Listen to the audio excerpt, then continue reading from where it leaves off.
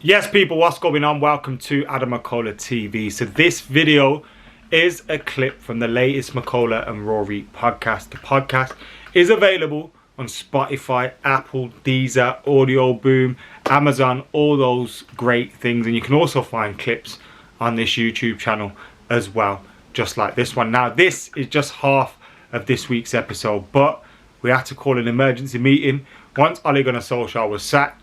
Me and Rory had a little chat about it all, and this is some of that. Yes, people, what's going on? Welcome to the McKola and Rory podcast. We are back yet again, and you might be hearing this a little bit early. We had to call an emergency podcast meeting because Ole Gunnar Solskjaer has been sacked by Manchester United after a disastrous run of form, which culminated in 4 defeats in 5 Premier League games. Obviously, the last one being that 4-1 defeat against Watford, which was a shambles. Also having the defeat against Liverpool 5-0 at Old Trafford. City strolling to 3 points at Old Trafford as well. United maybe top of their Champions League group, but that hasn't been convincing.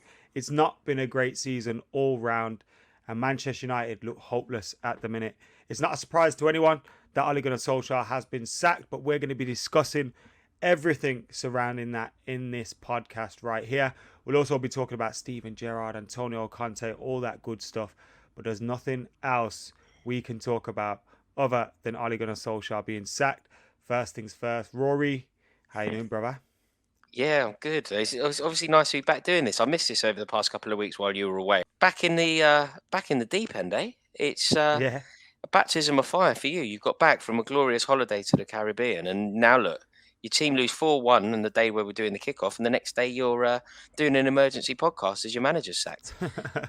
It's a baptism of fire, man. I mean, it's been a long time coming, this, and I think it's a weird one because when you're not a Man United fan, on one level, I'm sort of speaking for myself here, obviously, but I wanted it to prolong. I wanted United to persevere with Solskjaer because it felt like he had run out of ideas. It felt like it had gone stale, and the longer that lasts, the better. Because Manchester United are a rival, and the history of the club is an intimidating one. So the longer it goes badly, the better. But there's nothing nice, I think, if you're a football person. I like seeing the club struggle, but I don't like seeing Ole Gunnar Solskjaer borderline crying in front of an away end who idolise him, but in the sheer moment, in that frustration of an away end, have resulted to giving him a bit of stick.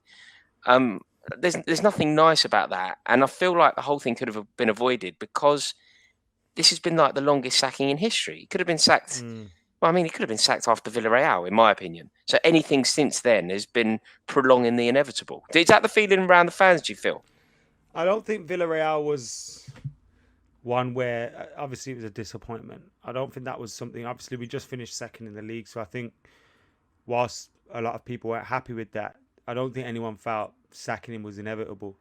We've still felt that we needed to make the signings in the summer and see where we could go. Next season was about being a title challenge by next season. I mean, this season, we've looked nowhere near doing that. And it's not just been the results, it's been the manner of performances. And a part of me during that Watford game thought, actually, United will get a result here because that's generally how we can be. We can be up and down, up and down, up and down. But generally, we'll get a result at the right time and we'll manage to steady the ship. But even that didn't happen. And the performance was shocking. And I think Ollie's got a lot right during his time as Man United manager, but the last couple of weeks have been up there with some of the worst stuff that I've seen from a Man United side. You're looking back at some dark days to Moyes, Mourinho, Van Gaal, and that was right up there with them. Now, I think he leaves us in a better state than those managers did, with the state of the squad and everything. But there were some pretty bad performances, and it looked like he had lost the dressing room, lost the belief of the dressing room. Even some of his key players that he's relied upon, the Maguires letting him down, McTominay, players all over the park letting him down, but players, some of them, that he's stood by and given opportunity after opportunity. And then you think how that would have affected the dressing room. You're already hearing murmurs of Eric Bailly being unhappy because we're playing an unfit Harry Maguire, who's also out of form. Even fans are unhappy at seeing some of that at times. I could predict it. I said when we go to a back two again, Maguire's going to be in and Bailly's going to be the one dropped. And even though form didn't say that should have happened, and that was happening all over the park. Donny van der Beek, whenever he played, it looked like a bright spot, but he was never given a true opportunity. And how poetic that he scored the last goal of Ole Gunnar Solskjaer's reign. But I just felt he was getting some big decisions wrong in his last few weeks. And he wasn't even really trying to stumble upon something new that would, because everything was very much the same. Even when we went to a back three, it was almost like, well, we'll put an extra defender in and we'll be more defensively solid. But it's everything. Do you think the dysfunctionality? Do you feel like the dysfunctionality of the club goes deeper than Solskjaer? Like for me, just looking at the way that it is, the squad feels totally imbalanced. It feels like there's loads of egos in that dressing room, but not necessarily enough leaders. It feels like you signed players during the summer, maybe off their individual merits rather than what they could bring to your club. And ultimately, sacking the manager, although it may help sort the problem out in the short term, the short-termism of Manchester United has been a big issue for a long time now. Do you feel like the problems are resolved simply by changing the manager? I think some problems are resolved if you get the next managerial appointment correct. And even then you're looking at, I think we're going into a period with Carrick and maybe Fletcher and it's like they were part of the failed coaching. That's at Stamford. That's at Stamford Bridge as well, Ed. Like they're part of it, and Champions League stuff, which we need to win. And you think they're part of the failed coaching staff. So how is it they're sticking around? I understand the club have got to look around for an appointment. And the statement which was released said that they are now looking for an interim manager. So they're not even looking for the next permanent manager on a 3-4 year deal. They're looking for someone possibly to see us through to the end of the season. So it looks like it's going to be a while until we know who our next proper manager is. And it's like I said to you guys before, if we wanted Conte, Solskjaer gets sacked straight after the Liverpool game. If we, wanted to get someone like that, it would have already happened. The only reason I think we tried to delay it was because nobody was screaming in our faces. And now I think we're going to probably wait for a Poch to possibly come available. But it has to be one of four, doesn't it? It can only be one of four. Zidane, Rodgers, Pochettino, Ten Hag. It can only be one of those. I agree, mate. I agree with you, but it can be. I agree with you. It can't be, but there is a world where that one happens. I think because it was explored. It seemed to actually be. I think you're quite lucky that he's hit a bit of a rough vein of form, but I think there was genuine truth in that with Rodgers. I think he's a good coach. Do you know what I mean? And I think, but that's all. And I think he's obviously an improvement on Ole, but you can't just go, oh well, he's an improvement on Ole, we should get him. And I think a club the size of Man United should be looking to get one of their top targets, even if it's trying to force a Ten Hag out of his club, trying to, it doesn't look like Poch is going to last. Zidane doesn't seem to want the job. Apparently, Luis Enrique asked if it was April Fool's Day when he was asked about the job. No. Is that what he said? Is that a quote? He's obviously I don't know whether it's true or not, but obviously I've read that quote on Twitter. I can't believe Adam, do you know what? This is so important, mate, because you and I always agree on this.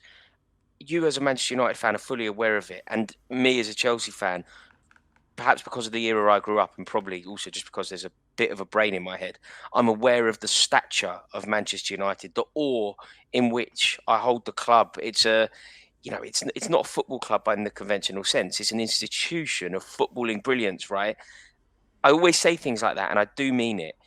But what comes with that, and the reason I say it is because I didn't think anyone turns down Man United. Like, when people were saying Rodgers, and people go, yeah, but would he leave Leicester? I was like, of course he'd leave Leicester. It's Manchester United. If Luis Enrique has reacted like that, that shows you and demonstrates the damage that has happened to the United brand since Fergie. I think I agree with you, and I think a lot of people look at the club and not want to work with them. So this isn't a defense of those guys. I also think it's because he's super happy with the Spain job. But it is a damning indictment if someone's coming out and saying those kind of things. And you've got to imagine, like someone like Ten Hag, obviously, in name and in those kind of things, Man United's a step up from Ajax. But at Ajax, he's working with a great footballing Yeah, institution. it's Do you an know what I amazing mean? club. It's an And amazing he club. could look at that and think, is it worth risking my reputation on going? Which again, it shows you where where the Glazers have brought Manchester United without Sir Alex Ferguson into this club that just plod along, hoping that they hit upon the right note at some point. Now, you could argue everyone's doing that with managers, but you can set yourself up to be geared for success. And I don't think United have ever truly done that under the Glazers. We spent a lot of money at times, of course. And this isn't a defense of Oli. Oli should have got it right this season. He should have got it a lot more right than he did towards the end. But yeah, above the manager, there are issues as well. And you could see that putting managers off. But when we look at the options, you got Zidane, who's apparently holding out for the PSG job or the France job. You could potentially see a world where he ends up at PSG, Poch then goes to Man United. But that's going to take a while to happen if that was to happen. Then you've got, so that's Poch and Zidane. Luis Enrique, obviously no. Ten Hag, he's come out today and said he's not been asked about the Man United job, so he can't really speak about anything. But he's happy at Ajax, etc., as you'd expect him to say. Rodgers says similar at Leicester. Rodgers and Ten Hag probably seem like the most gettable, but even Ten Hag, I can't see that happening straight away. So I Does think this we're going to end up demonstrate? with a stopgap, and who that is, I'd love it to be like a Ralph Rangnick, someone that's a proper footballing guy Yeah. and can help steady the ship for a bit. But can you see United getting someone like that? No. You think that name's even popped up in the boardroom at No. United? Do you think? I know that you and I differ on our valuation of Antonio Conte, but the way that you've just discounted everybody, do you feel like you perhaps have slept a bit and allowing Conte to go to Tottenham and then sacking your manager 2 weeks later is now a mistake, even if You you might didn't think it was say a that mistake in at a the time? month's time. You might say that in a month's time, but right now, I still feel like that probably would, and I know who might say like no to Antonio Conte is a great coach, but I still don't think that would have worked for the club. Like I could have seen that going wrong very quickly. And Yes, I agree. There is an, but and for that's that reason, I don't think it would have happened even if he was available. It so. probably wouldn't What's have gonna happened. what? Sorry to put you on the spot here, mate, but what's gonna happen? I actually genuinely don't know. don't What's know. gonna happen? This is why I think they were so desperate to try and make it at least kind of work until the end of the season. But they I think maybe they should made have the made it decision. work now. Maybe they shouldn't have sacked. Like, if there is no strategy in You place, can't after you lose 4-1 against Watford, can but you? you can't sack somebody without any sort of strategy or plan or idea of where you're going. You've got a massive game at Stamford Bridge in 6 days' time, 7 days' It's time. true. It's true. I think it probably shows how bad it had got. Yeah, Like, maybe. with in terms of just heads being gone. You know what I mean? Yeah. Heads It- heads have gone in it. Harry Maguire getting sent off like that. That Look, is when you play with awful. 10 men, that's effectively what's cost you, I think, because if he stays on the pitch, whether I'm not suggesting that Harry Maguire gets the 3 points for United, but I would suggest that 11 men on the pitch probably mean it doesn't end as We probably draw viciously the as game. 4-1. Yeah, you probably And it you don't certainly get doesn't sacked.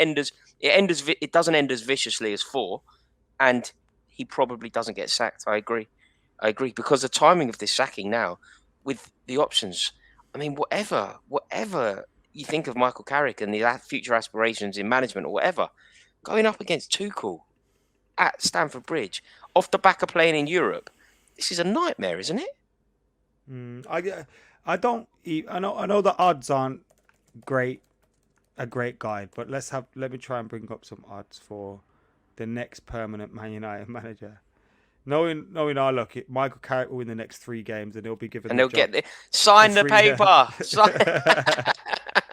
Yeah, he'll come in as So caretaker you've got and do well. Michael Carrick at 4s, Brendan Rodgers at 3s, Zidane at 5s, Poch at 5s, Rangnick at 10. I think you can discount the 10s. Ten It's going to Hag be at one of the. 9s. It will be anything around the 5s, 5 sub 5 Laurent and sub Blanc 5. is a Oh, that's interesting. He possible obviously played stopgap. for you, yeah. That's interesting. Someone's linked Lopetegui. I wouldn't like to see that at all. What's the I mood, don't mate? think Are Diego you Simeone works for the depressed? same reason Conte. Are you depressed about it? Like, how are you feeling? Are you kind of You saw happy me that it's during the over? game.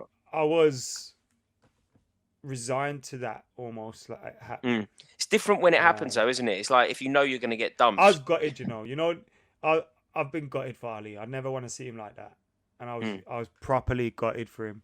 And then at the same time, I felt like this had to happen. Do you know what I mean? And then I saw that interview of him, and first of all, I know he wanted to do it, but why are you making him do it? And second of all, oh man, it's you see one point where his voice cracks and he nearly goes and he wobbles and it's like, this is hurting him. We can laugh at whatever how he's lost a job, or people can whatever, but deep down he wanted to make this work. He wanted to be a success for all the right reasons. You know what I mean? He wants to make Man United the best team again, and he'd be killing, and he was, and it's That's sad. the thing, I remember though. the day he retired, I felt gutted, Yeah.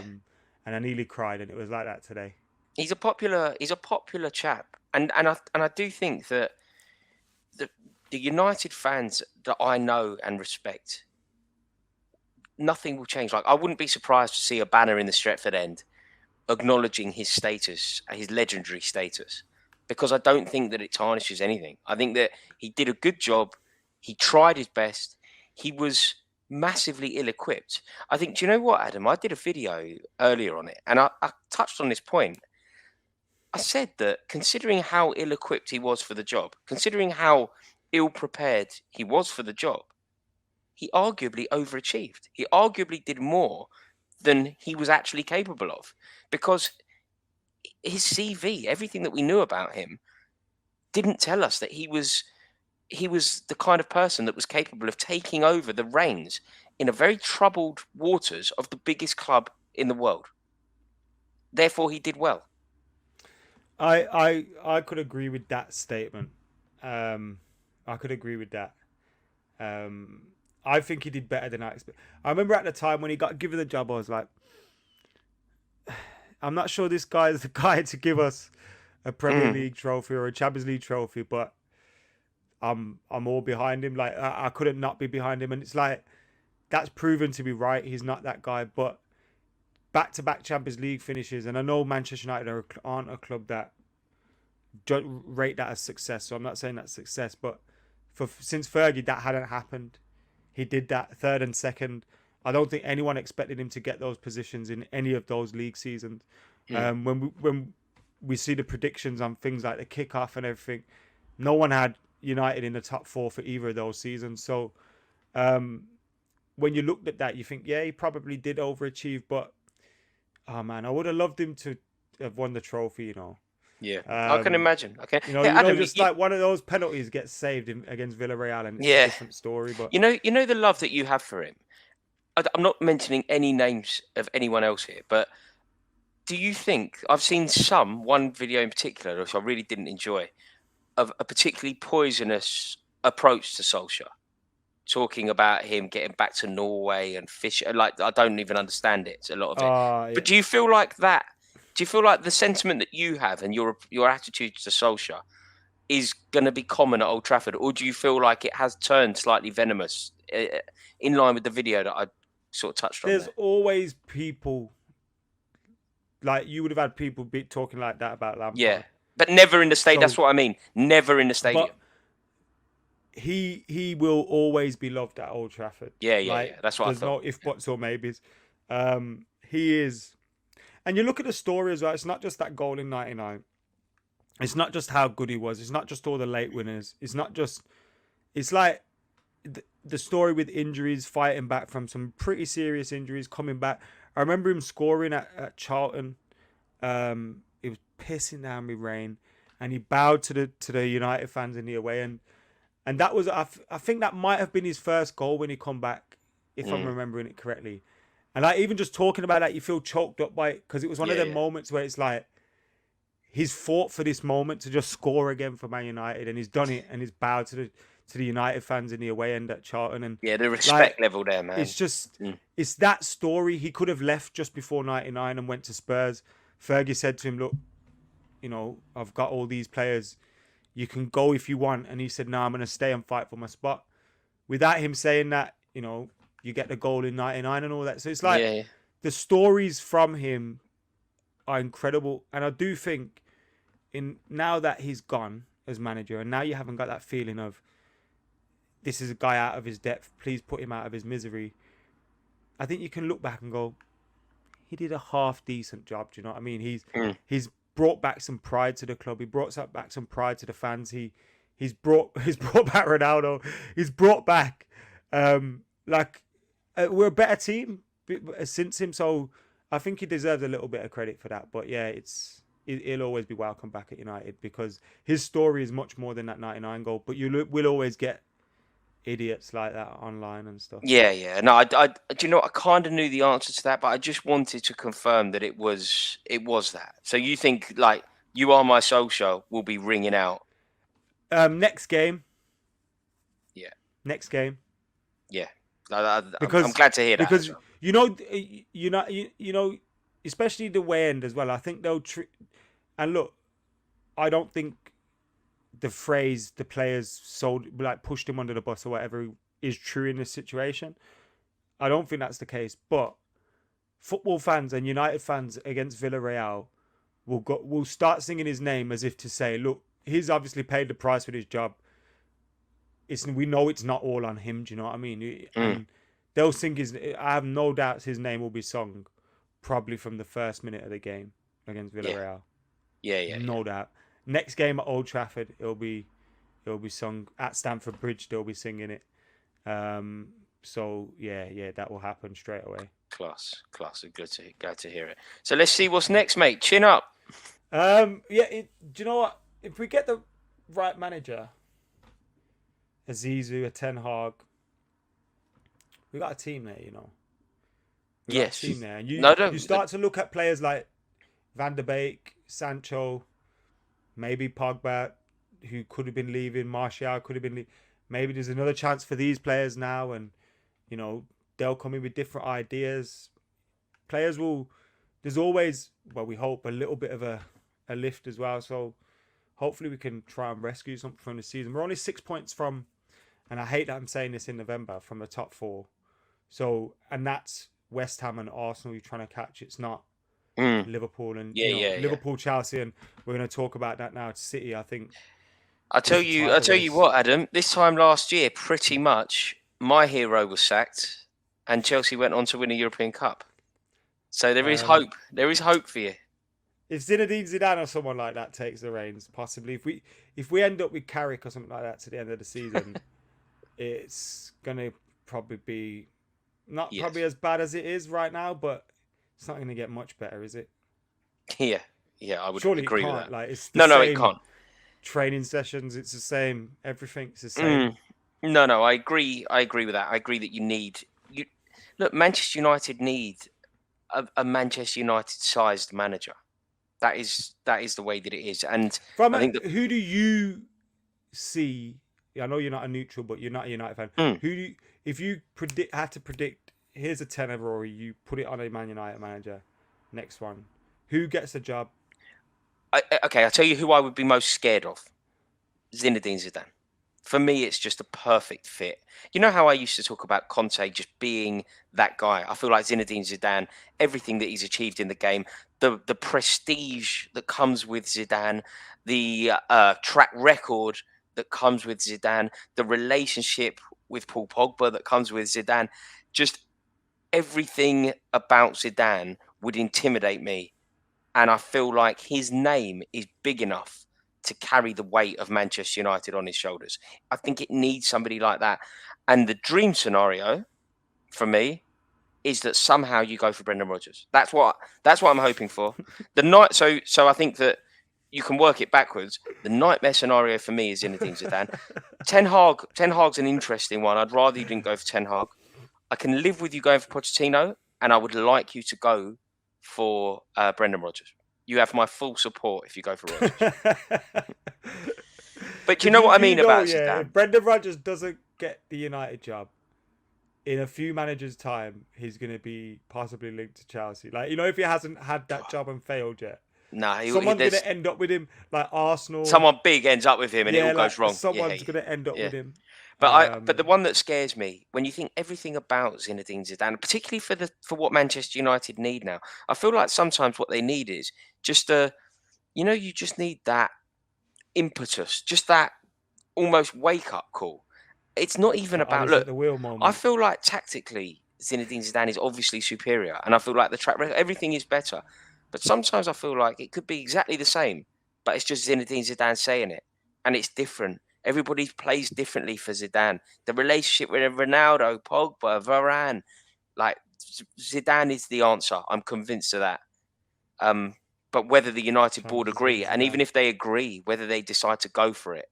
Do you agree with me? Do you think Zidane is the answer? Because I don't think Ten Hag is possible right now, Zidane's in my top 3. And 2 managers are in jobs in my top 3. So Ten Hag, Poch and Zidane are my top 3. Zidane is probably top of that. Top or second. Like, okay. It's weird that people have this doubt about him. I don't understand where it comes. Mate, we spoke about it on the kickoff. Isn't it? It's mental. I don't get it. I just don't understand it. Like, what more can the geezer have done? And yet, still, you get people going, "Yeah, but I'm not sure about him tactically." Like, what are you talking about? If you've won 3 Champions Leagues, if you've won 3 Champions Leagues over 50 years as a club, say you've won 3 Champions Leagues. In fact, Ancelotti has. United have won 3. United have won 3, and you're like, "Oh my God, 3 Champions Leagues! That is amazing." Carlo Ancelotti has won 3, and you like, oh my God, that guy is a serial Champions League winner. Zidane won it 3 times in a row. It's actually despicable how impressive that is. And the fact that some people don't give him the credit or the acknowledgement, it blows my mind, mate. Why it do truly we do blows that? my mind. Is it I don't do do it. Guardiola I don't do it. No, but I feel like I rate him because of that, and that's why I want him to be United manager. But I still feel I don't rate him enough. Do you get me? Now, hope you guys enjoyed that clip of the podcast. Make sure you're heading over to, as I said, Spotify, Apple, Deezer, Amazon, Audio Boom, all those places for your podcast. Leave us a review and you can check out the full episodes as well. We release them every single week on a Monday morning, so make sure you're keeping it locked for them. Until next time, I've been AdamMcKola. I am out of here, but before I go, click that subscribe button. See you in a bit.